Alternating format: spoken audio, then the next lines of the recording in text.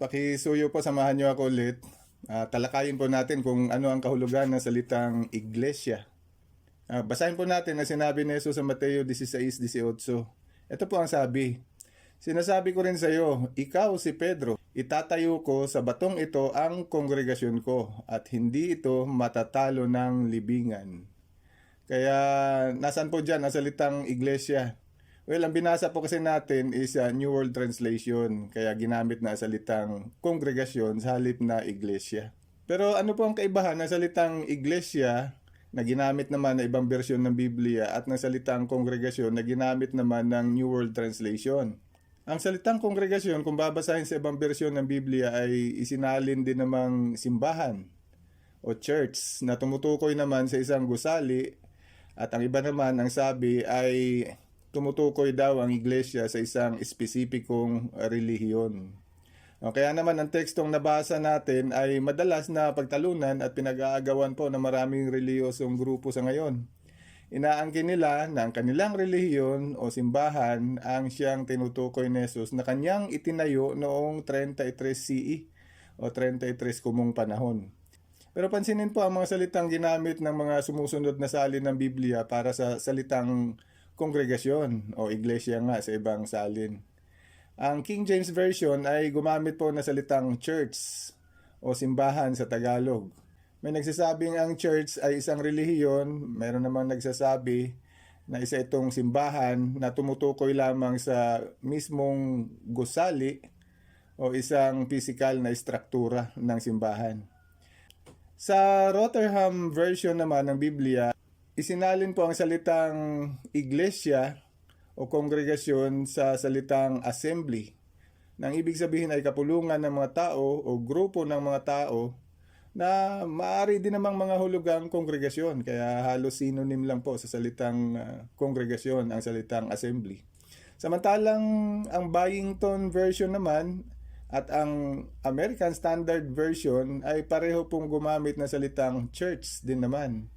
At syempre, ang binasa natin kanina ay ang New World Translation na gumamit po ng salitang congregation na pareho lang din halos sa salitang assembly na ginamit naman ng Rotherham Version. Kaya ano po talaga ang kahulugan ng salitang iglesia? Relihiyon ba, simbahan, o gusali, o kongregasyon? Ang Kristiyanong Gregong kasulatan na kilala rin bilang ang New Testament, sa orihinal na pagkakasulat sa Grego ay ginamit po ang salitang ecclesia, na siya naman pinagkunan ng salitang Ingles na ecclesia, E-C-C-L-E-S-I-A, at sa salitang Tagalog ay iglesia. Kaya ang salitang Grego na ecclesia ay nanggagaling din naman sa dalawang katagang Grego na ek. Yun po ang una, ek. E-K, yun po ang spelling. Nangangahulugang labas. At ang pangalawang katagang ginamit ay kalyo, na nangangahulugang tawagin. Kaya sa kabuuan, ang salitang Gregong ecclesia ay nangangahulugang tawagin mula sa labas o sa ibang pagkakasabi, papasukin sa loob ang mga nasa labas upang magtipon sa loob. Kaya ibig pong sabihin, mga tao po ang tinutukoy na pinapapasok sa loob ng isang gusali upang magtipon sa pagsamba o pagpuri sa Diyos. Sa makatuwid, tumutukoy po ang salitang ecclesia sa Grego o iglesia sa Tagalog sa isang grupo ng mga taong tinawag o tinipon sa maaaring opisyal o di-opisyal na paraan. Kaya yun po ang kahulugan ng salitang iglesia. Mga tao po pala o grupo ng mga tao. At pansinin din na sa Gawa 7:38, iglesia din ang salitang ginamit upang tukuyin ang kongregasyon naman ng Israel. At ginamit din ito para sa kapulungan na sinulsulan ng panday pilak na si Demetrio laban kay Pablo at sa mga kasamahan niya sa Efeso. Mababasa po natin yan sa Gawa 19, mga talatang 23, 24, 29, 32 at 41. Gayunpaman, pinakamadalas po itong gamitin upang tukuyin nga ang kongregasyong Kristiyano. Kaya tumutukoy po talaga sa grupo ng mga individual. Ikinakapit po ito sa kalipunan ng mga kongregasyong Kristiyano ayon sa 1 Corinto 12:28. At sa Gawa 8:1 naman, kinakapit ito sa kongregasyon na nasa isang lungsod gaya ng Jerusalem. Ang gawa 13:1 ay kinakapit naman ito sa kongregasyon o grupo ng mga individual na bumubuo sa kongregasyon ng Antikya. Ang ikalawang Korinto 1:1, ginamit din ang Iglesia upang tumukoy sa kongregasyon ng Korinto. At sa Roma 16:5 at sa Filemon 2, tumutukoy ito sa isang espesipikong grupo na nagkakatipon sa isang tahanan lamang. Kaya mga tao po talaga ang tinutukoy na salitang iglesia. At kaayon na ito, binabanggit din ang individual na mga kongregasyong Kristiyano o mga kongregasyon ng Diyos. At may ilang version pa nga sa English na gumamit ng church sa mga tekstong tumutukoy lamang sa mga kongregasyong Kristiyano gaya sa 1 Korinto 16:19 na ginamit sa American Standard at sa King James Version. At yamang ang pagkakaunawa ng marami sa salitang church ay tumutukoy daw sa isang gusali para sa relihiyosong serbisyo sa halip na isang kongregasyon. At ang iba naman, ayon sa kanila, ang salitang church ay tumutukoy nga sa isang espesipikong relihiyon, kaya maaari po itong magbigay ng maling ideya sa pangunawa ng mga bumabasa sa kasulatan. Na sa halip na isipin nila na kongregasyon o grupo lang ng mga individual, ay iniisip nila ang iglesia ay tumutukoy sa isang relihiyon o sa isang gusali kung saan nagkakatipon ang relihiyon. Pareho pong mali ang dalawang yon. Ang tama talaga ay ang kongregasyon. Sa Septuagint version, ang salitang Grego na Ecclesia ay kadalasang ginagamit bilang salin ng salitang Hebreo na kahal.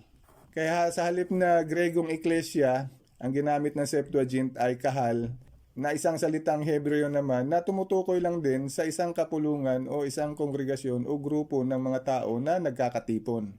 Kaya ang bottom line, ang salitang iglesia ay nangangahulugang kongregasyon.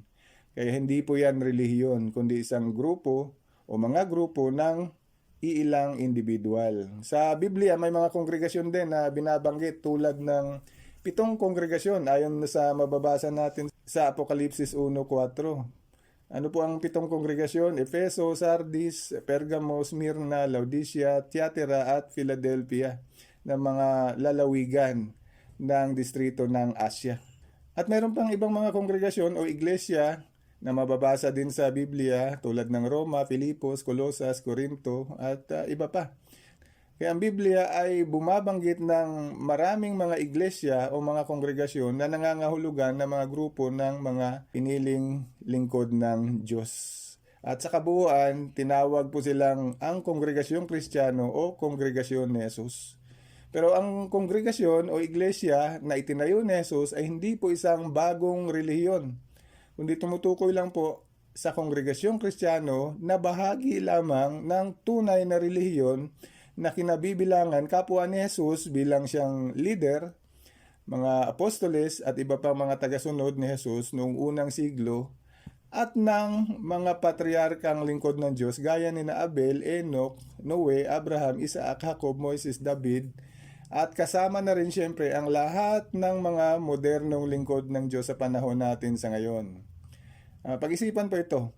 Kung nagtatag lang pala ng bagong relihiyon si Jesus sa panahon ni Pedro at ng iba pang mga apostol, edi siguradong hindi na po makakasama sa tunay na relihiyon na itinatag ni Jesus ang unang mga lingkod ng Diyos tulad ni Noe, Abraham, Moises at iba pa dahil matagal na po silang patay. Nang simulan ni Jesus, ang sinasabi ng marami na nagtayo daw siya ng bagong relihiyon na mababasa naman sa Mateo 16:18. Magiging iba po ang relihiyon ng mga matagal nang patay na patriarka sa bagong itinatag ni Jesus na relihiyon. Kaya mali po ang pangangatwiran na nagtatag na isang relihiyon si Jesus nang sabihin niya ang nabasa natin sa Mateo 16:18. At lalong mali kung iisipin nating itinatag na isang Pilipino, Amerikano o ng iba pang lahi sa modernong panahon natin ang isang relihiyon. Bakit po natin nasabi? Kasi kung sa modernong panahon natin na itatag ang isang relihiyon at ang founder ay isa lang tao, Amerikano o Pilipino o iba pang nasyonalidad, edi hindi mo na rin maaring angkinin na kasama o kaisa mo ang mga apostoles noong unang siglo at ang mga patriarkang sina Abraham at Isaac dahil nagtatag nga ng bagong relihiyon sa mga huling araw na o sa modernong panahon na.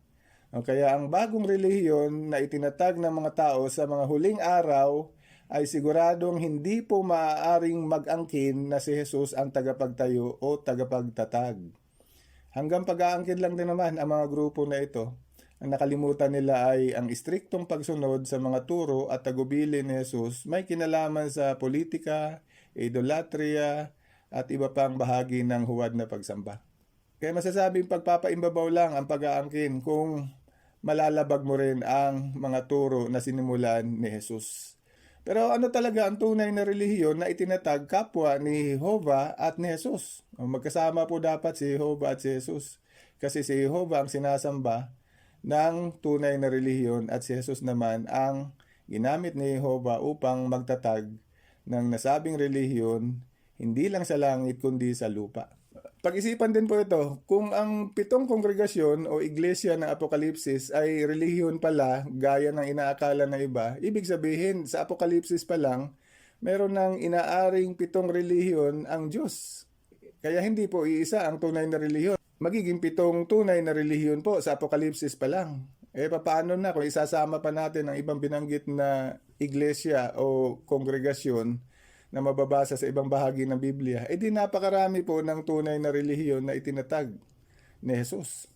Pero ang totoo, iisa lang po ang dalisay na relihiyon na meron ang Diyos na si Jehovah dahil siya lang naman din ang nag-iisang tunay na Diyos ayon kay Jesus na mababasa natin na sinabi ni Jesus sa Juan 17:3. Hindi po nagtatag si Jesus ng bagong relihiyon ng pagkakataon na yon nang sabihin niya kay Pedro ang nabasang teksto. Si Jesus po kasi ang pinakaunang saksi ni Jehovah at yun po ang relihiyon ni Jesus ayon sa Apokalipsis 1:5. Kung halimbawang nagtatag nga siya na isang bagong relihiyon ng panahong iyon, siguradong hindi na po mapapabilang sa bagong relihiyon na kanyang itatatag ang mga lingkod ng Diyos noong una, gaya ni na Enoch, Noe, Abraham, Isaac, Jacob, Moises, David at marami pang iba, dahil mga legit po silang mga lingkod ni Jehovah at si Jehovah po ang Diyos na kanilang kinikilala at pinaglilingkuran.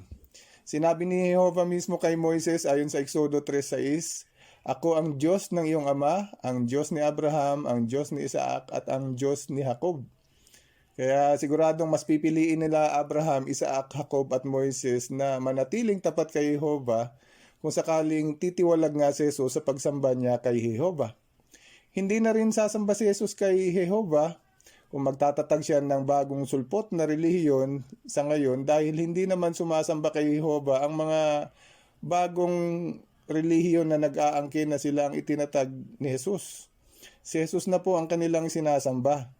Kaya malamang sasambahin na rin ni Jesus ang kanyang sarili sa halip na si Jehovah ang kanyang makalangit na Ama. Mababasa sa Hebreo, mga kabanatang 11 at 12 na ang nabanggit na mga lingkod na ito ng Diyos, gaya ni Noe, Abraham, Isaac at Jacob, ay mga saksi po ni Jehovah. Mga saksi ni Jehovah sila at ilan lamang po sila sa mga piniling lingkod ni Jehovah na tinawag niya nga na kanyang mga saksi. Kaya may relihiyon na po ang mga lingkod na ito ng Diyos noon at mga saksi ni Jehovah po sila. Pag-isipan po ito. Sinabi ni Jesus tungkol kay Moises ayon sa Lucas 20:37, ang sabi, tinawag niya si Jehovah na Diyos ni Abraham at Diyos ni Isaac at Diyos ni Jacob. Kaya ayon kay Jesus sa nasabing teksto, tinawag daw ni Moises si Jehovah na Diyos ni Abraham, Diyos ni Isaac at Diyos ni Jacob. Ano po ang punto? Ito po ang punto. Bakit naman gagawing referensya ni Jesus ang 4 na patriarka na sina Abraham, Isaac, Jacob at Moises kung iba na pala ang relihiyon niya sa 4 na mga nabanggit?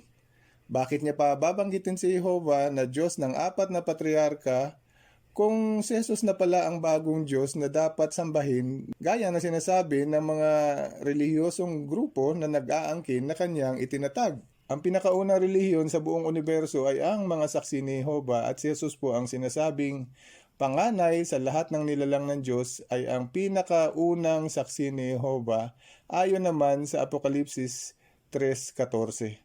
Kaya maunawa ang kahit si Jesus mismo ay may relihiyon na rin simula pa lang ng pagkakalalang sa kanya sa langit pa lang.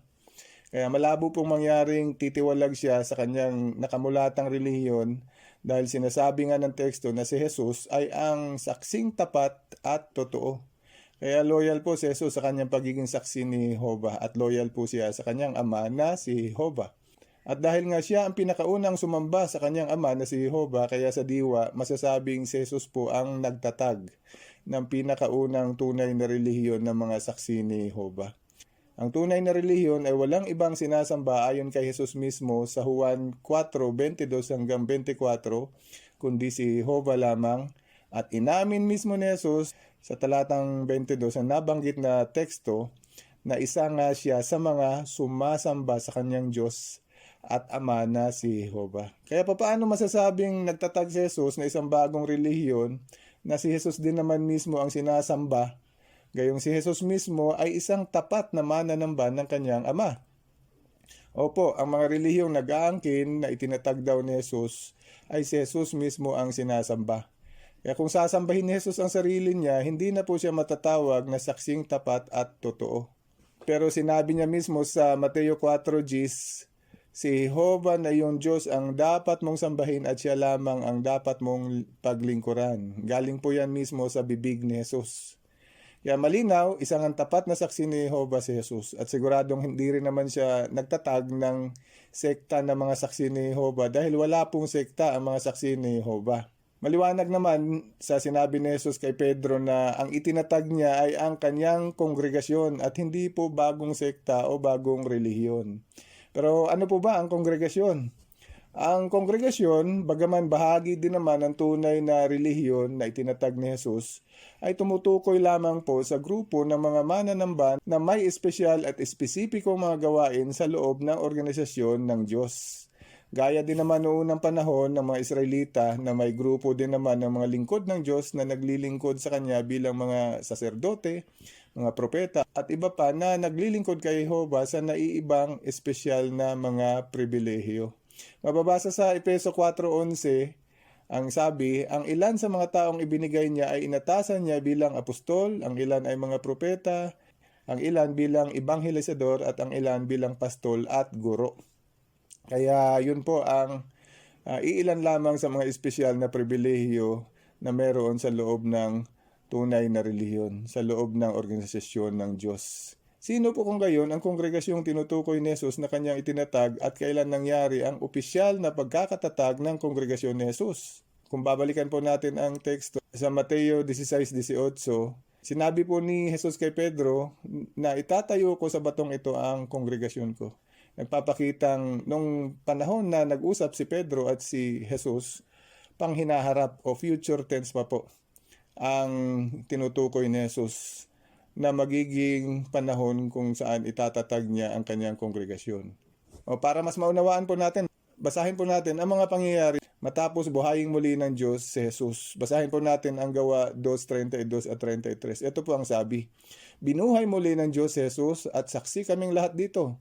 At dahil itinaas na siya sa kanan ng Diyos at tinanggap niya ang banal na Espiritu na ipinangako ng Ama, ibinuhos niya iyon sa amin gaya ng nakikita ninyo at naririnig. Kaya yun po ang sabi ng mga lingkod ni Jesus.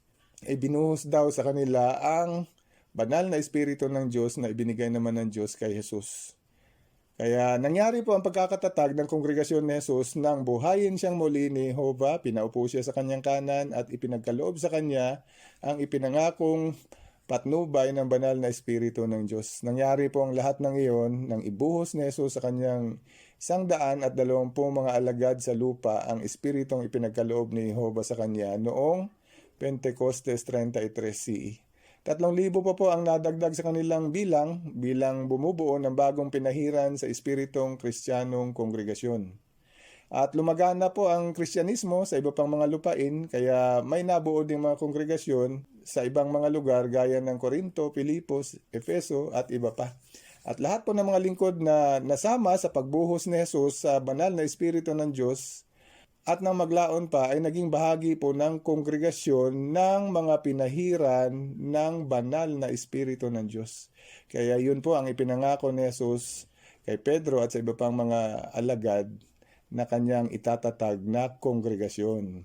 Bagaman dumami pa nga ang bilang ng mga pinahirang Kristiyano, sinasabi naman ng Apokalipsis 14:1-3 na may takdang limitadong bilang lang ang dami ng mga lingkod na ito ng Diyos na kailangang buuhin.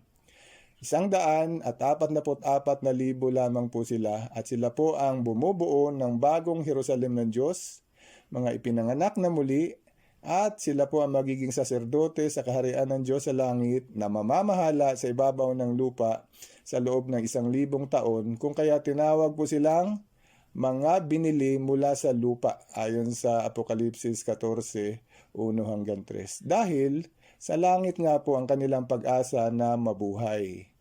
At ang dugo po ni Jesus ang pinambayad ni Jehovah sa kanilang pagkakabili mula sa lupa at sa pagkakaalipin mula sa kasalanan at kamatayan. Kaya sila po ang pinangakuan ng Diyos na magkakaroon ng immortal at walang kasiraan na buhay sa langit.